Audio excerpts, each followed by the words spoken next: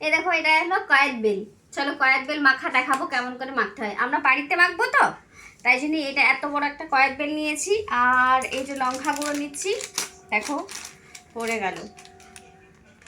যে যেমন ঝাল খাও তোমরা সেরকম ঝাল খাবে। এই যে লঙ্কা গুঁড়ো দিচ্ছি, আমরা একটু বেশি ঝাল খাবো, তাই জন্য বেশি করে একটু লঙ্কা গুঁড়ো দিলাম।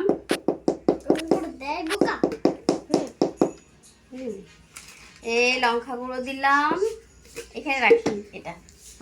লঙ্কা গুঁড়ো দেওয়ার পর দেখো নুন দিলাম। কয়েক বেলা একটু বেশি নুন লাগে,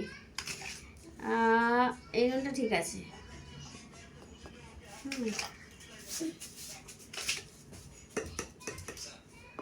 কয়েক বেলটা একটু টক আছে, একটু কাসুন্দি দিচ্ছি। কাসুন্দি ছিল একটু ঘরে, তো বলি দিই একটু, খেতে টেস্টি হবে।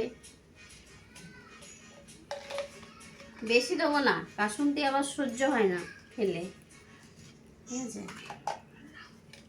কাসুন্দি দিলাম। আর এই যে একটু তেল, এটা হলো সর্ষের তেল, অল্প একটু দিলাম। বেলের ভিতরেই আছে যা আছে সব। মিতাকে ডাকবি না, খাবে বলছিল যে। আর সামান্য গুড়। তেলটা পড়ছে কেন? ও এটা ফাটা আছে না, পড়েছে। সামান্য গুড় দিচ্ছি। গুড় দিচ্ছি এই কারণে, গুড় মানে এটা টেস্ট হয় খুব সুন্দর, আমরা সবাই খাবো, ঠিক আছে।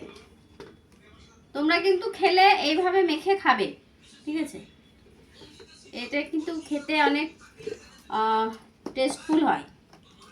আমরা অনেক এই শীতকাল এলেই আমরা এরকম খাই, এরকম করে। এটা কিনে, এটা বাজারে পাওয়া গেছে 25 টাকাতে একটা বেল, 25 টাকা। আর মেখে দিলে ওটা 35 টাকা। তো বলি তাহলে ঘরেই মাখবো, হ্যাঁ কি না।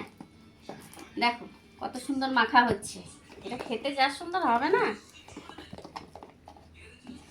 আমাদের গ্রামে এরকম করে মেখে সবাই খেত। আমরা যখন ছোট ছিলাম আমার পিসিরা মাখতো এরকম করে, খেত। এখন তো কিনে খাচ্ছি, তখন গাছ থেকে পেড়ে আনতো আমার পিসিরা, কিংবা ভোরবেলা কুড়োতো দিয়ে খেত। দেখো কত লোভনীয় হয়েছে। একটু কাছে নিয়ে ভিডিওটা, দেখো কত লোভনীয় হয়েছে, দেখো কত সুন্দর হয়েছে। দেখো মাখাটা দেখতে পাচ্ছ, এটা বারবার শুধু বেরিয়েই যাচ্ছে না। দেখো একটু খেয়ে দেখি, হ্যাঁ কেমন খেতে।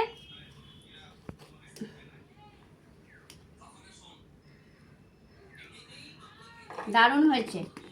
একটু ধনে পাতা দিলে ভালো হতো, কিন্তু ধনে পাতা নেই। তোমরা চাইলে কাঁচা লঙ্কাও দিতে পারো, হ্যাপবক হয়েছে। হ্যাঁ, যদি ভালো লাগে এটা ট্রাই করবে একবার, দারুণ খেতে বেল মাখা।